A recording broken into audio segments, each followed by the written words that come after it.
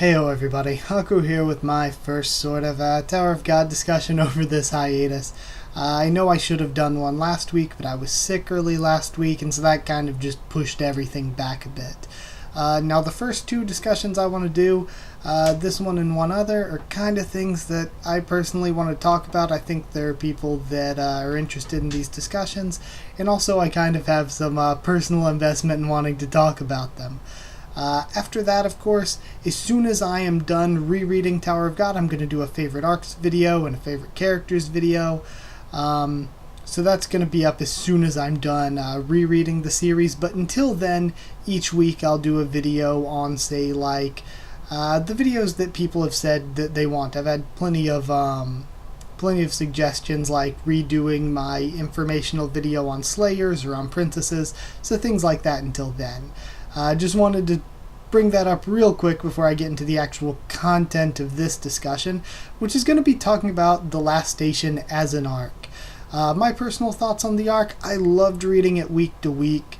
At the same time, though, it does have a few points to criticize, and I think that people have pretty valid criticisms of some of the things in it. So what I'm going to do is I'm going to break it down in a way where I'm going to talk about the good that's in the arc. I'll probably be briefest with that section, because if stuff is good, there's not that much to really say about it other than, yeah, it was really good. I'm going to talk about what was good about it, but then I'm going to bring up some of the things that I think are not so good. Some of the things that maybe I and others have criticized to varying degrees.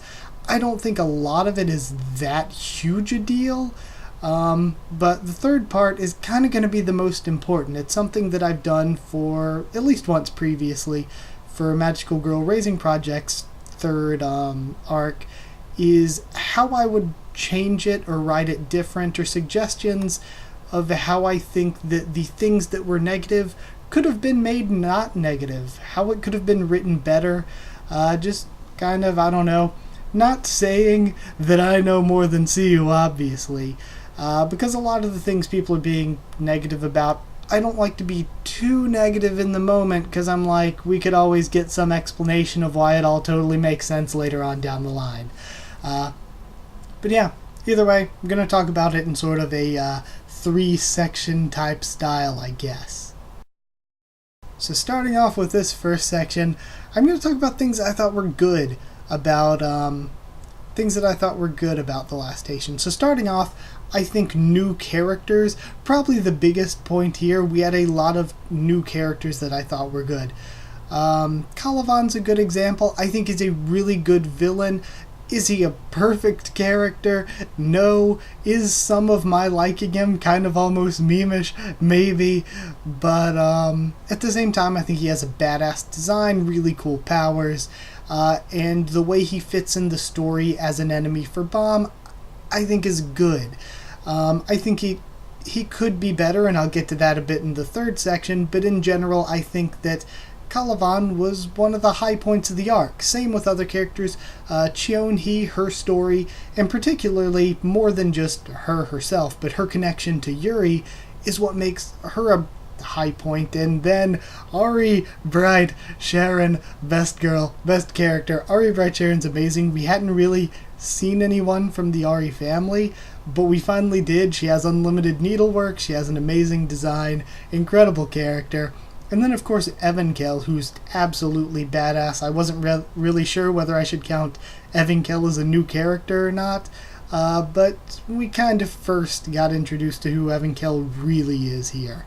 So yeah, new characters like these four, using them as examples, I think the new characters are kind of one of the best things about the arc, and why you can forgive a lot of the negative things, because we get these new characters. Secondly, Zahard's army and the Three Orders as a concept. In practice, you know, I mean, maybe not perfect, but as a concept, I loved the organization of Zahard's army. I thought that they were really cool in general. And the Three Orders as a concept are really unique, because it's like Zahard gives you these three orders, you have to do at least one of them. Now it looks as though they have kind of failed at all three, but just the concept of it's very, very creative. I like the organization. From what I can see personally, the organization from Zahard's army has like the squadron commander, above them would, of course, be Adori, and I wonder if Adori may have sort of a second in command, but we have a squadron commander like Calavan and their vice commander like Alpathian, and other than that, it seems sort of like 3 top people for each division. Because when we see Nyono Wan, they have 2 other people with them, so that would be, what, the division commander, division vice commander, and regimental commander, I guess. Because if you judge by those ranks and then look at what the accompanying tier servant thing that was attributed to them are, it seems like there are a top 3 to each division that kind of have similar ranks and tiers. So like Division 1 would be Nyono Wan, and there were 2 other people always pictured with them when he went out with Calavan. Then of course that wasn't Division 1. Nyono Wan was Division 3 or 4? I don't know. My theory for what the last division that we didn't technically get to see is, given again their servant ranks, I think the commander for that was Yolker, and then Tinker Yolche would have been the vice commander, and then I guess the regimental one would be that sort of third person that looks kind of like a male Tinker Yolche. And then of course in the other ones we had Cha Tanwa with Kulna Samke above them, and Ari Bright Sharon above them, and then of course Drak, Dorian, and Chonhee, who we spent the most time with. But either way, I like the organization. I love that kind of stuff. It kind of reminds me a bit of when we were getting into the Gotei 13 stuff in Bleach, which was always really fun at the beginning of that series. And the next point that I think should go in the good part of the discussion is old characters and things that were done with them. First off, and particularly Yuri, this was a really, really good arc for developing Yuri's character further, especially where it leaves her in the end. It seems like she's matured a lot, but we also see that she sticks to those same values of the rules, I'ma just smash them. And then Evan you can kind of pair with Yuri in him kind of being strict and by the books most of the time compared to a lot of the other characters, and whenever Yuri tries to go off the books, he's like, no, hold on there. But he's willing to kind of suck up his pride and work together with FUG in order to help Yuri and help Bomb's group, despite them not really being who he's technically working for. Another old character who had a good arc, Miseng. I think that Miseng's development was really good. She has reason to want to get stronger, she worked with Andrasi to get stronger, and now we see that she has more control. I mean, the sort of basics behind the Berserk mode mean she's not in control of it, but she can use it. She's not in control of it. Plus, she already has the Reflect move, which is really cool. Other than, yeah, she and Andrasi were kind of Bomb's main supporters as far as regulars go. So yeah, it was a good arc for Miseng. It was also a hella good arc for Rak, because Rak didn't job out. Rak has been losing arc after arc, and yet this arc, Levi's kind of a joke, but he was built up to be this really strong guy, and Rak absolutely smashes him. We have the connection between Rak and Evankel that I think is definitely going to be important in the future, because, I mean, it wouldn't really be mentioned here if it wasn't going to be important at some point in the future. So yeah, it was a good arc for Rak. It was a really good arc for Karaka, the way that it's almost tsundere in nature, but Karaka was willing to work with Bomb, and I feel like Karaka's character is in this point where Karaka still doesn't like Bomb, but he's willing to say Ha Jinsung put his hopes in Bomb, so even though I don't like it, I'm willing to work with him, because I see the good that he can do for FUG, the good he can do for taking down Zahard. So even though he doesn't necessarily like Bomb on a personal level, Karaka's willing to work with him, and I think that's growth, really cool growth. And that continues on with Joaquin / Albelda. I'll put Albelda in here too. I like that she's now the conscience within Joaquin's head as he becomes white. He's become fully formed. We learned that if he actually has his soul powers all saved up, he is hella strong. And in addition, his design's always been really awesome.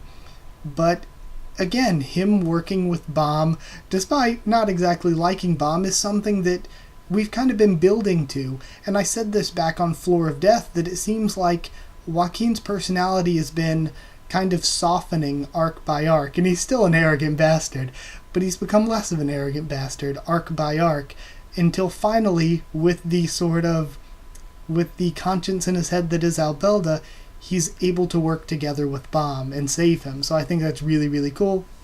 It was a great arc for Machete. She gets to be this devious, conniving Kun family member.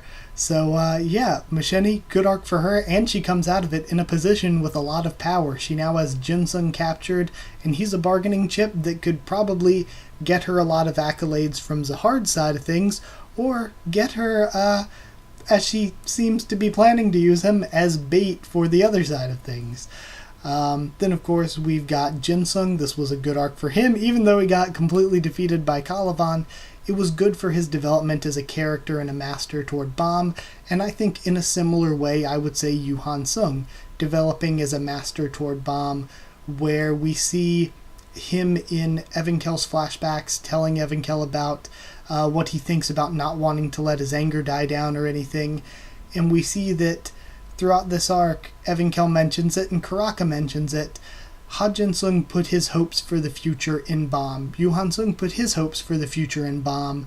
So both of them were developed sort of as the mentor characters passing off what they want to the next generation. Another good thing I would put on the positive side of this arc is Elaine being given somewhat importance plot-wise and being able to come back. I like that she came back in general.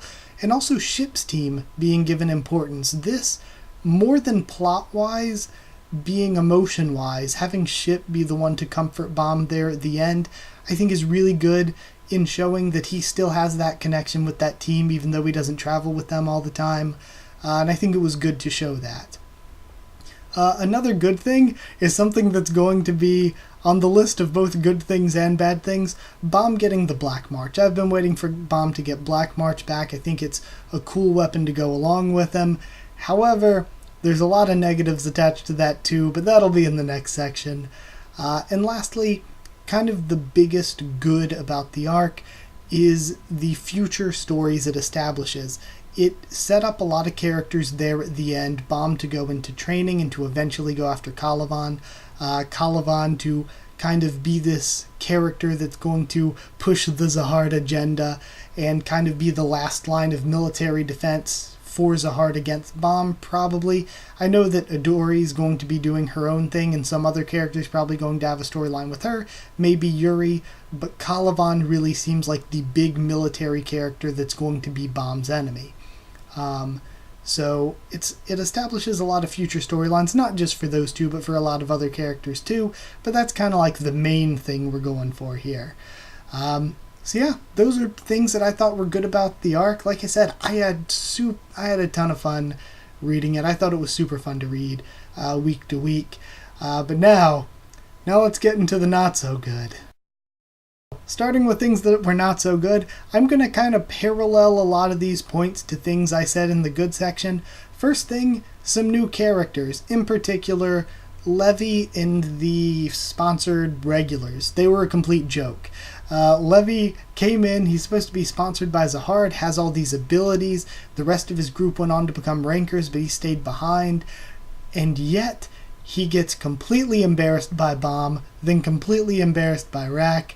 All the rest of them were jokes. And what's kind of sad about this is because they could have been used to provide a persistent threat for Bomb's group.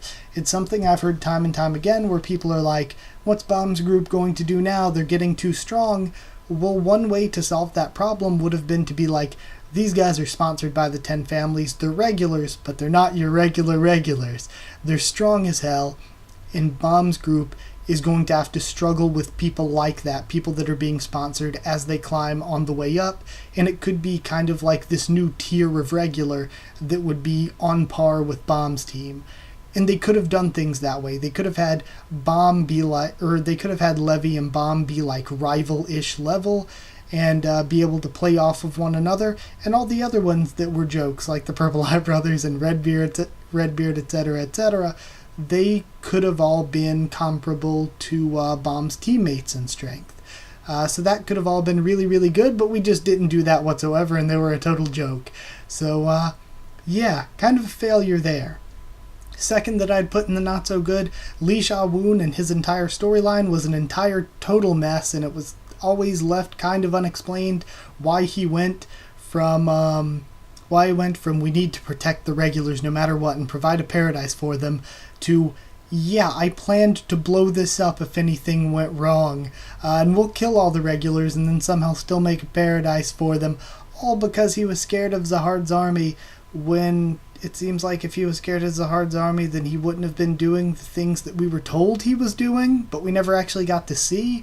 So yeah, his story was just kind of an unorganized mess, and in the end, it kind of become fodder for a lot of jokes. Next up, Wang Nin was thrown to the background of the background. Wang Nin, throughout Season 2, has been kind of a pseudo-main character in the early parts. Hell Train got a little bit of disrespect, though he did have his moments. But for this arc, he wasn't just in the background, he was in the background of the background. He wasn't even one of the background characters we focused on. We didn't even focus on him or even acknowledge he was there half the time. So yeah, Wang Nin was really, really, really disrespected, and it kind of hurts him and makes you think, okay, he cannot stand as a secondary main character at this point. It kind of hurts his character a bit. Next up is kind of a not fully negative, but I'll put it in the not so good. Jinsung didn't die. That takes away from Calivan's role in the story a little bit, because I feel like Calivan, if he had killed Jinsung, or even if Misheni had been the one to strike the final blow, it would have made Misheni or Calivan into really big, bad, evil characters. It would have made Calivan into the Sakazuki of this series. I'm referencing One Piece here. But, yeah, that didn't happen with Calivan. And while I'm saying this isn't totally negative, because Jinsung being alive can lead to a lot of cool storylines with Misheni, at the same time, Jinsung dying here, I think, could have had a lot more potential than him staying alive. But it's not really that bad either way. And another thing that kind of leads into the whole this not being as powerful because he didn't die, and it takes away from Calivan's role a bit, something that adds into that is that the army seems a bit too bumbling at times. The army didn't actually accomplish anything. They didn't succeed at anything, and in fact a lot of them died. So it makes sense because they're up against Slayers, they're up against people like Evankel, and yet they didn't do anything at all to even sort of the scrub fodder character on the good guy side of things, and it just makes him come off as a bit bumbling. They captured Jinsung at least, but I think killing Jinsung may have pushed it over to the edge where we wouldn't think about how much they messed up, because they would have at least had that one huge success. Capturing him's a huge success, but because it's not as final as killing him, it doesn't feel as much like a success. Next up, the pacing was weird in that we went at a super, super fast pace at the beginning, and then we went into kind of a good pace that I liked for the rest of the arc. But I think we rushed through the first parts of the arc way too quickly, and it didn't give individual characters reasons to do what they did in this arc, because everybody just had the same generic reason to go through the arc of escape and survive. That's nice and all, but if we had developed things at the beginning, like a lot of arcs do, where this character wants to do this character wants to do this, or whether they all want to survive, all want to escape, but for different reasons, that would have all worked out better, but we rushed too much at the beginning so that characters didn't individually get that time. Next up, kind of the two biggest negatives. Bomb being anywhere near Ranker fights. He just simply shouldn't have been anywhere near Ranker fights. It's way too early in the story. The vast majority of people agree on this. Some people disagree, which is fine. But yeah, Bomb just should have not been anywhere near Ranker fights. And next up, Bomb getting Black March, something I put in the positives. I think really him getting Black March is a positive. What happened after he got Black March? Maybe that's the negative part of it. He shouldn't have ever fused with Black March, because it did nothing. It played no role in the story. He did what he was doing before he consumed Black March, after he consumed Black March. And even then, it didn't do anything to Calivan. He used his second thorn to go after Calivan. So him absorbing the Black March, and that was the whole reason he absorbed it, to not have to use that. So him absorbing it meant nothing.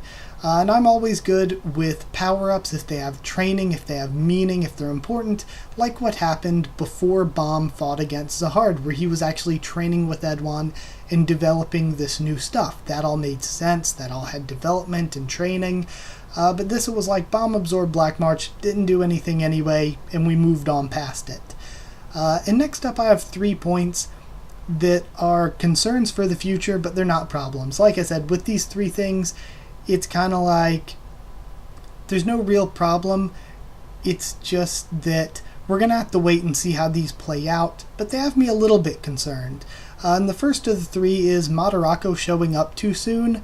Madarako showing up makes sense to help them escape, but at the same time it seems like we're about to go into a training time skip.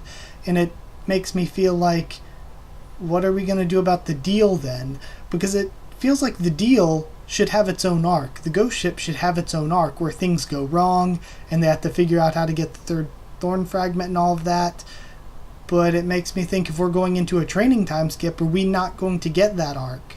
Are we not going to get any of that? So it seems like a weird place timing-wise for him to show up. Next, characters that are still missing. Yiwan, Danwan not showing up has me a little like, I don't know how I feel about that. Same with Jaja's team and some other characters. And that kind of leads into the third of the 3 that have me just kind of like, which is there was no Andrasi or White in the epilogue at all. Once in the last episode, when they're all escaping and it's all done with, we never have any wrap-up for what Andrasi's going through as a character or what White's going through as a character, which is kind of important since he's sort of flipping sides and working with Bomb now, and because he's now fused with Albelda and he's gotten away and he has some time to himself. It really felt like we should have seen either of those characters and what they're going through in the epilogue as this storyline, this arc was ending. Now, the third most important part, how I would have changed things or how I think things could have been written to avoid all of those not so good things, all of those negative things that I mentioned. The first thing I would have is Bomb's group to arrive before Zahard's army got there, and to spend a little bit of time at the station, to get to meet Li Suyong, Li Xiaowun and all of them, and to see the paradise that is this hotel for regulars that have made it through the train. I think seeing that paradise would have given emotional legs to the arc characters that just weren't there. We learned that, oh, this place was a paradise, but it got all destroyed and stuff. We're told that, but we never get to see it. It would have been good to see the paradise that is this place, and then to see Zahard's army come in and ruin everything, and that would make us really, really feel for Li Suyong and for her brother. And for Li Xiaowun, it would have made us understand more why he was willing to do whatever it takes to save the place. Maybe the Bomb storyline should have just been thrown off altogether, because that's kind of silly. Nobody expected that to actually go anywhere. So I think it would have just given characters more reason to do everything they did, and it would have given Bomb and his allies more reason to care about what was going on with the station and with the arc characters. So yeah, I think Bomb's group should have arrived first. We should have spent some time on the station. Kind of like when they first arrived at the station for Revolution Road before they even got on the train to begin with. And they're just hanging out and we're exploring this place a little bit before we get into the fighting, so that we have an idea of what the place is like where the characters are fighting, and it feels fully fleshed out. Where we didn't really get this, we jumped into the fighting immediately. I just think we should have had some more time to build emotion before jumping into the fighting. Next up that I would say, to write it differently to make it better, have the rankers that Bomb is allied with, Karaka, Yuri, Evan Kellen, Yuan Sung coming in, White of course, have the rankers handle the army while Bomb's group fights against the sponsored regulars. Now, the sponsored regulars being a threat, that's of course a big part of that. Have the sponsored regulars be at the level of Bomb's allies, have Levy be at like maybe near Bomb level, or even if Bomb is a lot stronger, have his spells make him a trickier opponent for Bomb to defeat. Have him push Bomb kind of like the way that Kaiser pushed Bomb as an opponent. So that would have given Bomb a tough rival opponent, and it would have made sense for him to be a tough rival opponent because he's sponsored by Zahard, and he has this backstory that you can keep the same because it's a good backstory for a Bomb rival, but now he's a complete joke in the actual storyline. But either way, so yeah, have Bomb fight him, have Bomb's allies fight the other sponsored regulars, and maybe give Ship's team more of a role here. Let them have some actual fights against the sponsored regulars, and I'd say bring in Yiwa and Danhua already before getting to this time skip. Bring in Jaja's team, have everyone meet back up here before the time skip.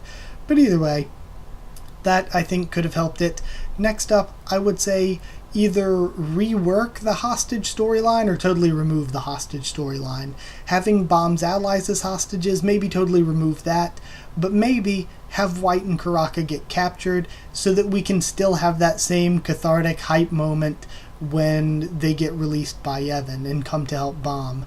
Maybe at the end, Bomb has been fighting Levy. All of his allies are tired from their fights as well. They're going to escape the station now.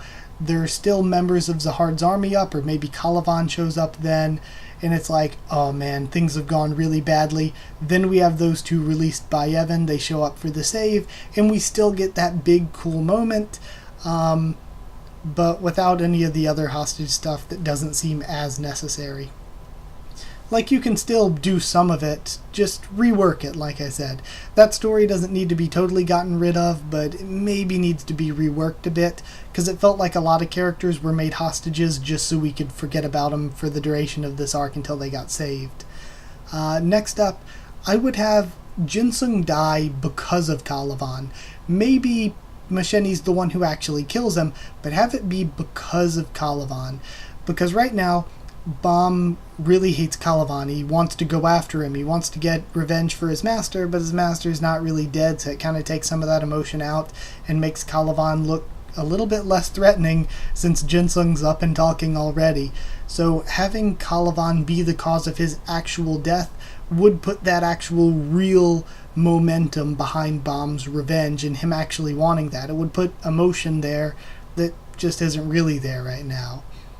Next up, Bomb doesn't fight Rankers at all. Leave that out. Nope, none of that. He doesn't fuse with Black March either. None of that. That was totally unnecessary. Didn't do anything anyway. All it caused was turmoil in the community, and it didn't really do anything positive at all for the story. Have Bomb not go up against Charlie. None of that. Nope. Just go. Get out of here. But, I will say but, at the very end, when Calavan shows up and they're trying to escape and everything's desperate, have Bomb still use Stardust on Calavan, have him still exacerbate Calavan's wounds, so that we still get the same premise of Bomb can't hurt Calavan whatsoever, but there's that tiny crack, there's that tiny hope that someday in the future, because of his abilities as an irregular to break the rules, someday in the future he will be able to beat Calavan. And now if Bomb didn't fight the Rankers before doing that, he wouldn't seem overpowered, and it would seem completely reasonable that he just does one attack towards a Ranker, and the only attack he does towards a Ranker is his strongest attack toward Calavan, and it seemingly does absolute nothing. So yeah, that's the way I would have fixed most of this. Have Bomb's characters fight the regulars, have the Rankers fight the Rankers is the biggest part of that, and everything else kind of is connected to that. And because of that, because of the way the arc was paced, that would mean more time spent at the beginning of the arc rather than all the time we spent toward the end of the arc. So yeah, I think that would be the way that I think this arc could be fixed some. Not that it was absolutely terrible. Like I said, I thought it was incredibly fun to read. It just had some things that I think are valid criticisms against it. So yeah. That's where I am on this arc. I expected this to be about a 30-minute discussion, so the time is looking kind of absolutely perfect for what I thought it would be. But that's it. I hope you enjoyed this video. Like I said, I'm going to have another discussion next week, another thing that is something I personally want to talk about and discuss. And then after that, I'll be getting to your suggestions, and I'll also do a top arc video and a top character video as soon as I am able to reread the series, because I want to kind of refresh myself and really know what I'm talking about when I talk about those. But yeah, that's it. I hope you enjoyed the video. If you did like the video, comment down there to tell me what you thought of my thoughts, but also your own opinions. What did you like about this arc? What did you dislike about the arc? Or what do you think could be done to change it and make it better? Because even good arcs you can make a video like this about. Even like really, really good arcs, you can still make videos being like, I think it would have been better if things were written like this. So I'm interested to see what some of your opinions are on that matter, how you think you could have fixed it. Also subscribe for more Tower of God, much more on the channel. Follow on Twitter if you want. I can try to keep you updated there and stuff for the channel or talk to you there. If you want a link to our Discord server to talk to me or more of us on Discord about this series or anything else, just talk about anything really, then just ask and I can give you a link to the Discord server. That's it. Thank you once again for watching, and I'll see you all next time.